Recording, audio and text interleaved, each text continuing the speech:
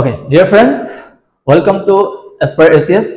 আজি আপোনালোকৰ কাৰণে আসাম হিষ্ট্ৰি এটা ভিডিও লৈ আহিছো। আমি ভাবিছো আগন্তুক দিনত আসাম হিষ্ট্ৰি আৰু ভিডিও আপোনালোকৰ কাৰণে লৈ আহিম। আজি এই ভিডিওটোলৈ আমি আগবাঢ়িছো। আমি কথা পাতিম কোচ ডিনেষ্টিৰ বিষয়ে। অসমৰ ৰাজনৈতিক ইতিহাসত পলিটিক্যাল হিষ্ট্ৰিত যিসমূহ ৰাজবংশই অসমৰ বিভিন্ন প্ৰান্তত শাসন কৰি আছিল তাৰ ভিতৰত কোচ ডিনেষ্টি এটা অন্যতম এটা প্ৰমিনেন্ট ৰাজবংশ হয়। সেই সময়ত অসমৰ আৰ্থ সামাজিক দিশত কালচাৰেল দিশত এওঁলোকৰ অৱদান যথেষ্ট আছিল আৰু আমি হেতু জানো অলপ বিশদভাৱে আজি জানিবলৈ চেষ্টা কৰিম। যি পলিটিক্যাল হিষ্ট্ৰিৰ কথা কৈছো তাৰ আৰম্ভণিতে আমাৰ যিসমূহ ৰাজবংশ আছিল তাত প্ৰথমতে আমি পাওঁ বৰ্মন ডিনেষ্টিৰ বিষয়ে। তেনেদৰে চালস্তম্ভ আছিল, পালা ডিনেষ্টি আছিল, চুতীয়া, আহোম, কমতাপুৰ কিংডম, এনেকুৱা কিংডম বিলাকৰ বিষয়ে পাওঁ। তাৰ ভিতৰত কোচ ডিনেষ্টি অন্যতম। যি সময়ত কোচ ডিনেষ্টি ফৰ্ম হৈছিল তাৰ আগে আগে অসমৰ পশ্চিম প্ৰান্তত কমতাপুৰ কিংডম আছিল। ঠিক আছে, কোচ ডিনেষ্টিৰ আগত কমতাপুৰ ডিনেষ্টি আছিল। কমতাপুৰ ডিনেষ্টিৰ শেষৰটো বংশ সেন বংশৰ যিজন শেষৰজন ৰজা আছিলে নীলাম্বৰ, তেখেতৰ দিনত আলাউদ্দিন হুছেইন শাহ, বেংগলৰ সুলতান আলাউদ্দিন হুছেইন শাহে ইনভেড কৰিছিলে অসম। সেয়েহে সেই সময়তে কমতাপুৰ কিংডমৰ পতন ঘটিছিলে আৰু অসমৰ সেই প্ৰান্তত মানে পশ্চিম প্ৰান্তত যি অঞ্চলত এতিয়া গোৱালপাৰা আছে, কোকৰাঝাৰ আছে, বঙাইগাঁও আছে, সেই অঞ্চলবিলাকত সেই সময়ত এটা পলিটিক্যাল ইনষ্টেবিলিটি আহিছিলে যিহেতু কমতাপুৰ কিংডম পতন হৈছিলে। ভূঞাসকল আছিলে মেইনলি। তেওঁলোকৰ সৰু সৰু জেগা, সৰু সৰু ৰুলাৰ কিছুমান আছিলে যদিও শক্তিশালী কোনো ৰাজত্ব কোনেও কৰি থকা নাছিলে। সেই সময়তে কোচ ডিনেষ্টিৰ অন্তৰ্গত সৰু সৰু কোচ ট্ৰাইব বিলাকৰ মুখিয়ালসকলে একত্ৰিত হৈ এটা ইউনিয়ন ফৰ্ম কৰিবলৈ চেষ্টা কৰিছিলে। তেনে সময়তে আমি এজন মানুহৰ নাম পাওঁ যাৰ নাম হাজো। এজন কোচ এটা ট্ৰাইবৰ লিডাৰ আছিলে। তেখেতে প্ৰথমতে সেই ইনিচিয়েটিভটো লৈছিলে। তেওঁলোকৰ যিসমূহ সৰু সৰু গোট আছিলে ট্ৰাইবটোৰ, সেই গোটসমূহ একত্ৰিত কৰি এটা শক্তিশালী এটা ৰাজনৈতিক শক্তি হিচাপে প্ৰতিষ্ঠা লাভ কৰাৰ ক্ষেত্ৰত আগবাঢ়িব পাৰে। ঠিক আছে, তাৰ কাৰণে এওঁলোকে বিভিন্ন ধৰণৰ ইনিচিয়েটিভ লৈছিলে। তাৰ লগতে তাৰ এটা ইনিচিয়েটিভ হ'ল মেৰেজ, সৰু সৰু ট্ৰাইববিলাকৰ মাজত বিবাহৰ সম্পৰ্ক স্থাপন কৰি তেওঁলোকে তেওঁলোকৰ মাজৰ একতাৰ বান্ধোনটো শক্তিশালী কৰিব বিচাৰিছিলে। ঠিক তেনেকে এই হাজো নামৰ ব্যক্তিজনৰে এগৰাকী সন্তান আছিলে যাৰ নাম আছিলে হীৰা। তেখেতৰ এই জীয়ৰীক বিয়া দিছিলে আন এটা ট্ৰাইবৰ, কোচ ডিনেষ্টিৰ অন্তৰ্গত আন এটা ট্ৰাইবৰ এজন লিডাৰলে। তেওঁৰ নাম আছিলে হাৰিয়া মণ্ডল। কিছুমান কিতাপত পোৱা যায় এই হাৰিয়া মণ্ডলে কোচ ডিনেষ্টি প্ৰতিষ্ঠাৰ ক্ষেত্ৰত আগবাঢ়িছিলে। কিছুমানত কোৱা হয় যে ইনিচিয়েটিভটো প্ৰথমতে এই হাজো নামৰ ব্যক্তিজনে লৈছিলে। ঠিক আছে, এই হাৰিয়া মণ্ডল আৰু হীৰা এওঁলোকৰে সন্তান হ'ল বিশু। কোৱা হয় ভূঞাসকলে সেই আলাউদ্দিন হুছেইন শাহে যি ইনভেড কৰিছিলে, তেওঁ যিজন গভৰ্ণৰ এই অঞ্চলটোত ৰাখি থৈ গৈছিলে এই অঞ্চলটো শাসন কৰিবৰ কাৰণে, তেওঁলোকৰ লগত ট্ৰাই কৰি আছিলে যাতে আমাৰ সেই হেৰুৱা গৌৰৱটো ঘূৰাই আনিব পাৰে বা আমাৰ লোকেল কোনোবাই শাসন কৰিব পাৰে। তেতিয়া ডেকা বয়সত এই বিচিও তেনেকুৱা ধৰণৰ চেষ্টা কৰিছিলে। সেই ভূঞাসকলৰ লগত লগ লাগি তেনেকুৱা এটা ৰিভল্ট কৰিবলৈ চেষ্টা কৰিছিলে। তেনেদৰে তেওঁ এটা ৰাজনৈতিক এটা শক্তিলৈ ৰূপান্তৰিত হৈছিলে আৰু লাহে লাহে তেওঁ সেই ভূঞাসকলকো দমন কৰি সেই অঞ্চলটোত একমাত্ৰ শক্তি হিচাপে প্ৰতিষ্ঠা লাভ কৰিছিলে। তেনেদৰে এই বিচুৱে 1515 খ্ৰীষ্টাব্দত 1515 AD কোচ ডিনেষ্টিটোৰ আৰম্ভণি কৰিছিলে এজন লিডাৰ হিচাপে। প্ৰথম অৱস্থাত অলপ পোনপ্ৰথমে কিং হোৱা নাছিলে, আমি ৰজা বুলি ক'ব নোৱাৰো। প্ৰায় 10-12 বছৰ তেখেতে সেই প্ৰচেছটোত আছিলে, ভূঞাসকলকো দমন কৰিছিলে, তেওঁলোকৰ তললৈ আনিছিলে। আনি পেলাই প্ৰায় 1525-27 খ্ৰীষ্টাব্দ মানৰ ভিতৰত তেখেত এজন পূৰ্ণাংগ এজন ৰজা হিচাপে প্ৰতিষ্ঠা লাভ কৰিছিলে। গতিকে সেইকাৰণে আমি কওঁ যে কোচ ডিনেষ্টিৰ প্ৰতিষ্ঠাতা বিশু, আৰু যি শেষত হিন্দু নাম লৈছিলে তেওঁৰ নাম হ'ল বিশ্বসিংহ।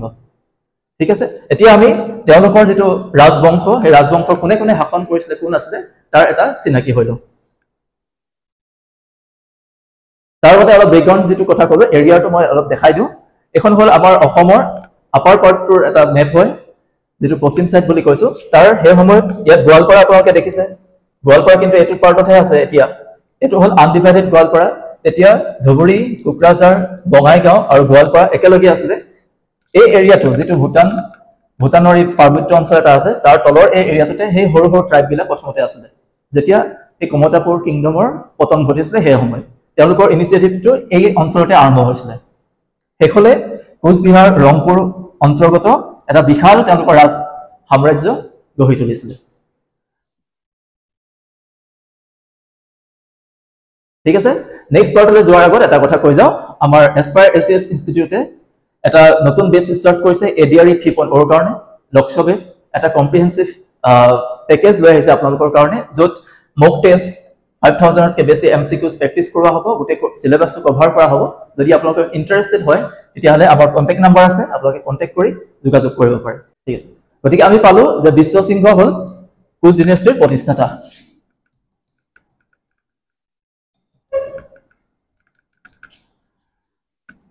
প্ৰায় 1515 খ্ৰীষ্টাব্দত তেখেতে কোচ সাম্ৰাজ্য প্ৰতিষ্ঠা কৰিছিল আৰু 1540 লৈকে 1540 খ্ৰীষ্টাব্দলৈকে তেখেতে ৰাজশাসন চলাই আছিল 1540 তেখেতৰ মৃত্যু হৈছে মৃত্যুৰ সময়ত তেখেতৰ এজন পুত্ৰ আছিল নৰসিংহ তেখেতে নিজকে ৰজা ঘোষণা কৰিলে কিন্তু তেখেত ৰজা হোৱাৰ ক্ষেত্ৰত কোনো ধৰণৰ বিশ্বসিংহ বা তেওঁৰ পৰিয়ালৰ আন ককাই ভাইৰ লগত কোনো সন্মতি নাছিল হেহে বিশ্বসিংহৰ আন দুজন পুত্ৰ মল্লদেৱ আৰু শুক্লধ্বজ যি হে সময়ত বেনাৰসত পঢ়ি আছিল বুলি পোৱা যায় তেওঁলোকে আহি নৰসিংহৰ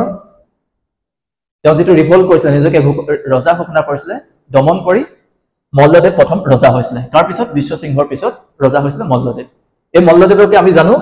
নৰনাৰায়ণ বুলি নৰনাৰায়ণ নামেৰে আমি জনাজাত আমি ভালদৰে জানো আৰু শুক্লধ্বজক আমি জানো বীৰ চিলাৰায় বুলি ঠিক আছে তো নৰনাৰায়ণৰ যেটো ৰাজত্বকাল সেই ৰাজত্বকালৰ বহুতখিনি তাৎপৰ্য আছে বহুতখিনি কাম কৰিছিল আৰু বহুতখিনি সিগনিফিকেন্স পইণ্ট আছে যাৰ আমাৰ এক্সামৰ কাৰণে বিভিন্ন ধৰণৰ এক্সামৰ কাৰণে প্ৰয়োজন হয় আমি পিছৰ পেজত আমি তাৰ বিষয়ে ডিসকাস কৰিলো তাৰ পিছত নৰনাৰায়ণৰ পিছত তেওঁলোকে প্ৰায় 1587 লৈকে তেওঁলোকে শাসন কৰিছে নৰনাৰায়ণ ৰজা তেওঁৰ কমান্ডাৰ ইন চিফ চিলাৰায় বা শুক্লধ্বজ 1581ত তেওঁলোকৰ যিখন কোচ সাম্ৰাজ্য আছে সাম্ৰাজ্যখন ডিভিজন হৈছে কিয় ডিভিজন হৈছিল চিলাৰায়ৰ এজন সন্তান আছিল ৰঘুদেৱ চিলাৰায়ৰ মৃত্যুৰ পিছত ৰঘুদেৱে ৰিভল্ট কৰিলে নিজকে ৰজা বুলি ঘোষণা কৰিলে আৰু নৰনাৰায়ণৰ নিজৰ সন্তান লক্ষ্মী নাৰায়ণৰ লগত কম্পিট কৰিলে ৰাজভাৰৰ কাৰণে তেতিয়া যে নৰনাৰায়ণ আছিল বৃদ্ধ বয়স হৈছিল সেই সময়ত তেওঁ যুদ্ধ বিগ্ৰহৰ প্ৰতি শক্তি কমি গৈছিল তেওঁ বুজা পৰাৰ মাজেৰে দুইখন কোচ সাম্ৰাজ্য ডিভিজন কৰি ডিভিজনৰ মাজত ভাগ কৰি দিছিল ৰঘুদেৱৰ হাতত পৰিছিল কোচ হাজো আৰু লক্ষ্মী নাৰায়ণৰ হাতত পৰিছিল কোচ বেহাৰ গতিকে যেটো সাম্ৰাজ্য যিখন ৰাজ্য বিশ্বসিংহৰ দিনত আৰম্ভ হৈছিল তাৰ পিছত নৰনাৰায়ণ বা মল্লদেৱ ৰজা হল চিলাৰায় আছিল কমান্ডাৰ ইন চিফ আৰু তেওঁলোকৰ সন্তান দুজনৰ দিনত কোচ সাম্ৰাজ্য ডিভিজন হল আৰু ডিভিজন হোৱাৰ পিছতে কোচ সাম্ৰাজ্য অলপ উইক হৈ আহিলে আৰু হেকত কোচ হাজো আমাৰ কোচ বিহাৰ ওয়েষ্ট বেংগলৰ লগত মিলি গল আৰু কোচ হাজো লাহে লাহে সময়ৰ লগত হেৰাই গল ঠিক আছে এটো হল তেওঁলোকৰ ৰাজনৈতিক ইতিহাস কোনে কোনে শাসন কৰিছিল আৰু এই সময়ৰ কি কি তাৎপৰ্যপূৰ্ণ ঘটনা ঘটিছিল আমি আগত ডিসকাস কৰিলো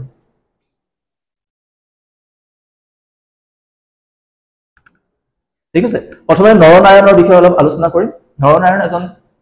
শ্ৰেষ্ঠ ৰজা আছিল বুলি কোৱা হয় তেওঁৰ দিনত তেওঁৰ নিজৰ টেৰিটৰি নিজৰ সীমা ৰাজসীমা বহৱাৰ লগতে তেওঁ বিভিন্ন ধৰণৰ ওয়েলফেয়াৰ কাম কৰিছিল বিভিন্ন ধৰণৰ সাহিত্য কালচাৰেল বহুতখিনি কাম কৰিছিল গতিকে তেওঁৰ লগত অলপ চিনাকি হলো তেওঁৰ দিনত এন্টায়াৰ নৰ্থ ইষ্ট কনকুৱাৰ কৰিছিল বুলি কোৱা হয় নৰনাৰায়ণে এন্টায়াৰ নৰ্থ ইষ্ট বুলি ক'লে সেই সময়ত কি হ'ব বৰ্তমান সময়ৰ ত্ৰিপুৰা সোমাব পাৰে নাগালেণ্ড সোমাব পাৰে মিজোৰাম বা মেঘালয় সোমাব পাৰে এই অঞ্চলসমূহ তেখেতৰ দিনত নিজৰ অধীনত কোচ সাম্ৰাজ্যৰ অধীনলৈ আনিছিল চাও কিং অফ জয়ন্তীয়া ওয়াৰ হৈছিল কিং জয়ন্তীয়া ৰজাক তেওঁ যুদ্ধত হৰুৱাইছিল আৰু যুদ্ধত জয়ন্তীয়া ৰজাৰ মৃত্যু হৈছিল তেনেদৰে কিং অফ ত্ৰিপুৰা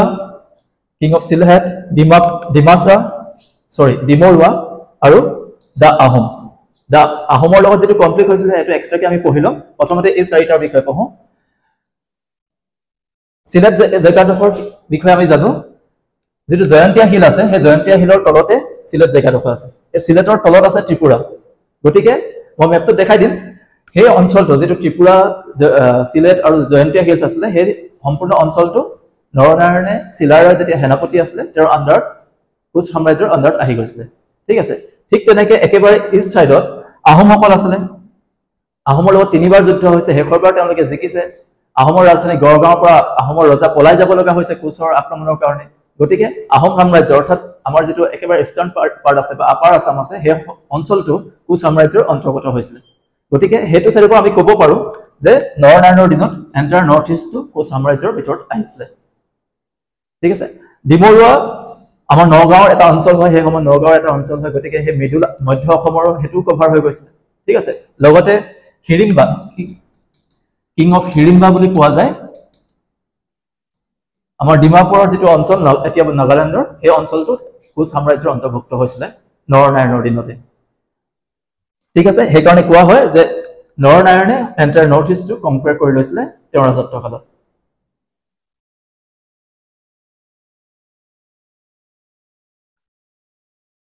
এখন মেপ হয় আপোনালোকে নিশ্চয় দেখিছে এডোখৰ জয়ন্তীয়া কিংডম হয় ঠিক আছে তাৰ তলতে সিলেট থাকে আৰু তাৰ তলত ত্ৰিপুৰা এই মেপখন অলপ মডাৰ্ণ মেপ হোৱাৰ কাৰণে অলপ মেপৰ স্কেলটো অলপ বেলেগ হৈছে আপোনালোকে ধৰিবলৈ ইয়াত কছাৰী কিংডমৰ কথা আহিছে কছাৰী কিংডম হৈ গ'ল আপোনাৰ যিখিনি কিং অফ হিৰিম্বা বুলি কৈছিলে সেই অঞ্চলটো যেটো নাগালেণ্ডৰ বৰ্তমান ডিমাপুৰ অঞ্চলটো পৰা যায় ঠিক তেনেকৈ আপাৰ আসামত আহোমসকল আছিলে এই পাৰ্টটো তেওঁলোকে আনেক্স কৰিছিলে ঠিক আছে গতিকে ইটো সাইডলে আমাৰ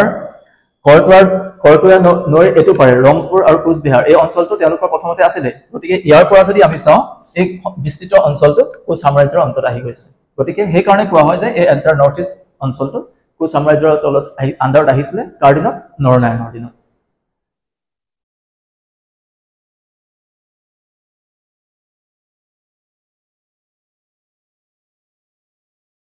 লগতে কোৱা হয় নৰনাৰায়ণক বিক্ৰমাদিত্য অফ আসাম অসমৰ বিক্ৰমাদিত্য বুলি কোৱা হয় কিয় কোৱা হয় মই অলপ আগত কৈছিলো যে তেখেতৰ দিনত বিভিন্ন ধৰণৰ কালচাৰেল ৱৰ্ক হৈছিল সাহিত্য চৰ্চা হৈছিল তেওঁৰ ৰাজসভাত এই সমূহ নক্ষত্ৰ শংকৰদেৱ মাধৱদেৱৰ লগতে বকুল কায়স্থ পুৰুষোত্তম বিদ্যাভাষিক ৰাম সৰস্বতী আছিল শংকৰদেৱ মাধৱদেৱৰ কথা আমি জানো তাৰ লগতে বকুল কায়স্থ আছিল পুৰুষোত্তম বিদ্যাভাষিক এখনৰ